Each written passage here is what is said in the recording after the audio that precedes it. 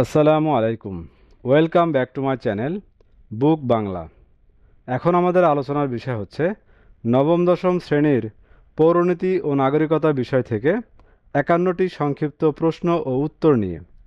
তো আপনারা এখনও যারা আমাদের চ্যানেলটি সাবস্ক্রাইব করেননি তারা অবশ্যই আমাদের চ্যানেলটি সাবস্ক্রাইব করে আমাদের সাথে থাকুন। তো চলুন শুরু করা যাক। সরকার কয়টি বিভাগ নিয়ে গঠিত হয়? 3টি। সরকার 3টি বিভাগ নিয়ে গঠিত হয়। রাষ্ট্রের মুখপাত্র হিসেবে কে দেশ পরিচালনা করে? সরকার। রাষ্ট্রের মুখপাত্র হিসেবে কে দেশ পরিচালনা করে? সরকার। রাষ্ট্র গঠনের সবচেয়ে গুরুত্বপূর্ণ ও অত্যাবশ্যকীয় উপাদান কোনটি? সার্বভৌমত্ব। রাষ্ট্র গঠনের সবচেয়ে গুরুত্বপূর্ণ ও অত্যাবশ্যকীয় উপাদান কোনটি? সার্বভৌমত্ব।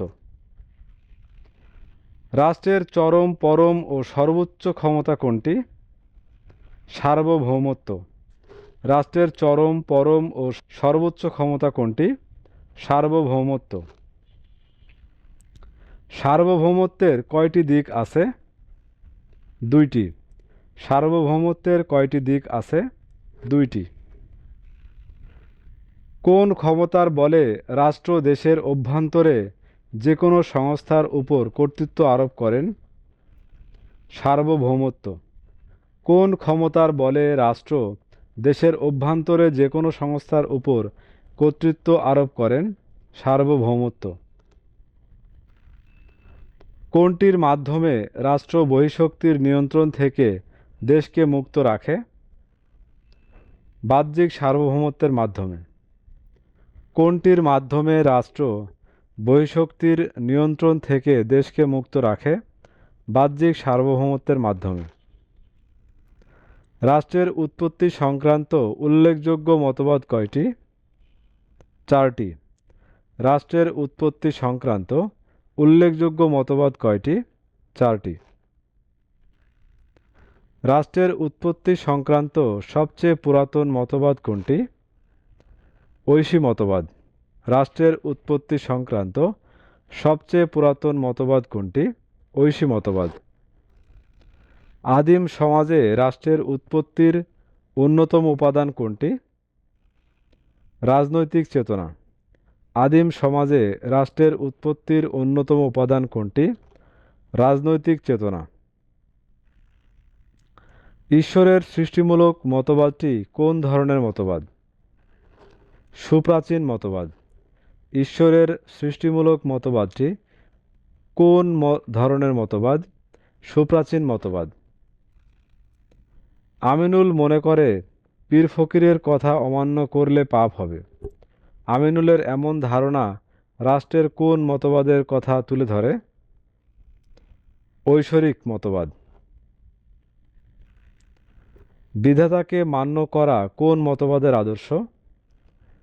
ঐশী মতবাদ। বিধাতাকে মান্য করা কোন মতবাদের আদর্শ? ঐশী মতবাদ। কোন মতবাদকে বিধাতার সৃষ্টিমূলক মতবাদ বলা হয়? ঐশী মতবাদ। কোন মতবাদকে বিধাতার সৃষ্টিমূলক মতবাদ বলা হয়? ঐশী মতবাদ। কোন মতবাদকে অগণতান্ত্রিক বলে সমালোচনা করা হয়? ঐশী মতবাদ। কোন মতবাদকে অগণতান্ত্রিক বলে সমালোচনা করা হয়? ঐশী মতবাদ। বল প্রয়োগের মাধ্যমে রাষ্ট্রের সৃষ্টি হয়েছে, এটি কোন মতবাদের মূল কথা? বল প্রয়োগ মতবাদ। বল প্রয়োগের মাধ্যমে রাষ্ট্রের সৃষ্টি হয়েছে, এটি কোন মতবাদের মূল কথা? বল প্রয়োগ মতবাদ। এ রাষ্ট্র নানা অজুহাত দেখিয়ে বি রাষ্ট্রের উপর আধিপত্য বিস্তার করে, এক্ষেত্রে কোন মতবাদের প্রয়োগ লক্ষ্য করা যায়? বল প্রয়োগ মতবাদ। যুদ্ধ বিগ্রহের মাধ্যমে রাষ্ট্রের জন্ম হয়েছে, উক্তিটি কোন মতবাদের? বল প্রয়োগ মতবাদের। যুদ্ধ বিগ্রহের মাধ্যমে রাষ্ট্রের জন্ম হয়েছে, উক্তিটি কোন মতবাদের? বল প্রয়োগ মতবাদের। সমালোচকরা কোন মতবাদকে অযৌক্তিক, ভ্রান্ত ও মারাত্মক বলে আখ্যায়িত করেছেন? বল প্রয়োগ মতবাদ। সমালোচকরা কোন মতবাদকে অযৌক্তিক, ভ্রান্ত ও মারাত্মক বলে আখ্যায়িত করেছেন? বল প্রয়োগ মতবাদ। কিসের ভিত্তিতে রাষ্ট্র গড়ে ওঠে ও টিকে থাকে? সম্মতির ভিত্তিতে। কিসের ভিত্তিতে রাষ্ট্র গড়ে ওঠে ও টিকে থাকে? সম্মতির ভিত্তিতে। জনগণের মধ্যে সম্পাদিত চুক্তির মাধ্যমে রাষ্ট্র উৎপত্তি লাভ করেছে, এটি কোন মতবাদের মূল কথা? সামাজিক চুক্তি মতবাদ। জনগণের মধ্যে সম্পাদিত চুক্তির মাধ্যমে রাষ্ট্র উৎপত্তি লাভ করেছে, এটি কোন মতবাদের মূল কথা? সামাজিক চুক্তি মতবাদ। সামাজিক চুক্তি মতবাদের প্রবক্তা কারা? হবস, লক ও রুশো। সামাজিক চুক্তি মতবাদের প্রবক্তা কারা? হবস, লক ও রুশো। জন লক কে ছিলেন? ব্রিটিশ রাষ্ট্র দার্শনিক। জন লক কে ছিলেন? ব্রিটিশ রাষ্ট্র দার্শনিক। জ্যাক রুশো রাষ্ট্রের উৎপত্তি সংক্রান্ত কোন মতবাদের সমর্থক ছিলেন? সামাজিক চুক্তি। জ্যাক রুশো রাষ্ট্রের উৎপত্তি সংক্রান্ত কোন মতবাদের সমর্থক ছিলেন? সামাজিক চুক্তি। জ্যাক রুশো কোন দেশের নাগরিক ছিলেন? ফরাসি। জ্যাক রুশো কোন দেশের নাগরিক ছিলেন? ফরাসি। রাষ্ট্র সৃষ্টির আগে মানুষ কোথায় বাস করত? প্রকৃতির রাজ্যে। রাষ্ট্র সৃষ্টির আগে মানুষ কোথায় বাস করত? প্রকৃতির রাজ্যে। সমাজের বিভিন্ন স্তরে বিভিন্ন শক্তি ও উপাদান ধীরে ধীরে পরিবর্তিত হয়ে রাষ্ট্রের উৎপত্তি হয়, কোন মতবাদ অনুসারে? বিবর্তনমূলক মতবাদ। সমাজের বিভিন্ন স্তরে বিভিন্ন শক্তি ও উপাদান ধীরে ধীরে পরিবর্তিত হয়ে রাষ্ট্রের উৎপত্তি হয়, কোন মতবাদ অনুসারে? বিবর্তনমূলক মতবাদ। রক্তের সম্পর্ক, ধর্মের বন্ধন, যুদ্ধ বিগ্রহ কোন মতবাদের উপাদান? ঐতিহাসিক মতবাদ। রক্তের সম্পর্ক, ধর্মের বন্ধন, যুদ্ধ বিগ্রহ কোন মতবাদের উপাদান? ঐতিহাসিক মতবাদ। কোনটি রাষ্ট্রের উৎপত্তির ক্ষেত্রে সক্রিয় ও শক্তিশালী ভূমিকা পালন করেছে? রাজনৈতিক চেতনা। কোনটি রাষ্ট্রের উৎপত্তির ক্ষেত্রে সক্রিয় ও শক্তিশালী ভূমিকা পালন করেছে? রাজনৈতিক চেতনা। রাষ্ট্রের উৎপত্তি সংক্রান্ত ঐতিহাসিক মতবাদের সমর্থক কে? অধ্যাপক গার্নার। রাষ্ট্রের উৎপত্তি সংক্রান্ত ঐতিহাসিক মতবাদের সমর্থক কে? অধ্যাপক গার্নার। রাষ্ট্রের উৎপত্তি সংক্রান্ত সঠিক মতবাদের প্রবক্তা কে? Doctor Garner. রাষ্ট্রের উৎপত্তি সংক্রান্ত সঠিক মতবাদের প্রবক্তা কে? Doctor Garner.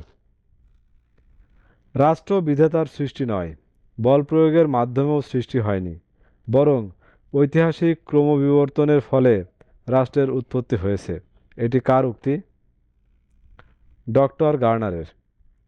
রাষ্ট্র বিধাতার সৃষ্টি নয়, বল প্রয়োগের মাধ্যমেও সৃষ্টি হয়নি, বরং ঐতিহাসিক ক্রমবিবর্তনের ফলে রাষ্ট্রের উৎপত্তি হয়েছে, এটি কার উক্তি?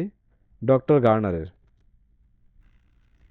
রাষ্ট্রের উৎপত্তি সম্পর্কে সবচেয়ে যুক্তিযুক্ত ও গ্রহণযোগ্য মতবাদ কোনটি? ঐতিহাসিক মতবাদ। রাষ্ট্রের উৎপত্তি সম্পর্কে সবচেয়ে যুক্তিযুক্ত ও গ্রহণযোগ্য মতবাদ কোনটি? ঐতিহাসিক মতবাদ। বাংলাদেশের অভ্যুদয় রাষ্ট্র সৃষ্টির কোন মতবাদটির সাথে অধিক মিল রয়েছে? ঐতিহাসিক মতবাদ। বাংলাদেশের অভ্যুদয় রাষ্ট্র সৃষ্টির কোন মতবাদটির সাথে অধিক মিল রয়েছে? ঐতিহাসিক মতবাদ। রাষ্ট্র গঠনের গুরুত্বপূর্ণ উপাদান কোনটি? সরকার। রাষ্ট্র গঠনের গুরুত্বপূর্ণ উপাদান কোনটি? সরকার। কোনটি ছাড়া রাষ্ট্র গঠিত হয় না? সরকার। কোনটি ছাড়া রাষ্ট্র গঠিত হয় না? সরকার। শাসন বিভাগের মূল কাজ কোনটি? আইন অনুসারে শাসন কাজ পরিচালনা করা। শাসন বিভাগের মূল কাজ কোনটি? আইন অনুসারে শাসন কাজ পরিচালনা করা। সরকারের কোন বিভাগ অপরাধীকে শাস্তি দেয়? বিচার বিভাগ। সরকারের কোন বিভাগ অপরাধীকে শাস্তি দেয়? বিচার বিভাগ। কোন সংস্থা আইন প্রণয়ন করে? রাষ্ট্র। কোন সংস্থা আইন প্রণয়ন করে? রাষ্ট্র। আধুনিক গণতান্ত্রিক রাষ্ট্রের সরকার বলতে কাকে বোঝায়? জনগণকে, পরোক্ষ অর্থে। আধুনিক গণতান্ত্রিক রাষ্ট্রের সরকার বলতে কাকে বোঝায়? জনগণকে। জনগণের প্রতিনিধি হিসেবে কাজ করে কোনটি? সরকার। জনগণের প্রতিনিধি হিসেবে কাজ করে সরকার। কখন রাষ্ট্র ও সরকারের কোনো পার্থক্য করা হতো না? প্রাচীনকালে। কখন রাষ্ট্র ও সরকারের কোনো পার্থক্য করা হতো না? প্রাচীনকালে। চতুর্দশ লুই কোন দেশের নাগরিক ছিলেন? ফ্রান্স। চতুর্দশ লুই কোন দেশের নাগরিক ছিলেন? ফ্রান্স। কে বলতেন আমিই রাষ্ট্র? চতুর্দশ লুই। কে বলতেন আমিই রাষ্ট্র? চতুর্দশ লুই। কোনটি স্থায়ী প্রতিষ্ঠান? রাষ্ট্র। কোনটি স্থায়ী প্রতিষ্ঠান? রাষ্ট্র। কোনটি অস্থায়ী ও পরিবর্তনশীল? সরকার। কোনটি অস্থায়ী ও পরিবর্তনশীল? সরকার। কোনটি পরিবর্তন হয় না? রাষ্ট্র। কোনটির পরিবর্তন হয় না? রাষ্ট্র। বাংলাদেশে কোন ধরনের সরকার বিদ্যমান? সংসদীয় পদ্ধতির সরকার। বাংলাদেশে কোন ধরনের সরকার বিদ্যমান? সংসদীয় পদ্ধতির। কোনটি সার্বভৌম ক্ষমতার অধিকারী? রাষ্ট্র। কোনটি সার্বভৌম ক্ষমতার অধিকারী? রাষ্ট্র। রাষ্ট্রের সার্বভৌম ক্ষমতা কার দ্বারা বাস্তবায়িত হয়? সরকার। রাষ্ট্রের সার্বভৌম ক্ষমতা কার দ্বারা বাস্তবায়িত হয়? সরকার। রাষ্ট্র ও সরকার কোন অর্থে ব্যবহৃত হয়? সমার্থক। রাষ্ট্র ও সরকার কোন অর্থে ব্যবহৃত হয়? সমার্থক। তো ভিউয়ার্স, এই ছিল আমাদের এখনকার আয়োজন। আমাদের পরবর্তী ভিডিও দেখার আমন্ত্রণ জানিয়ে এখানে শেষ করছি। ধন্যবাদ।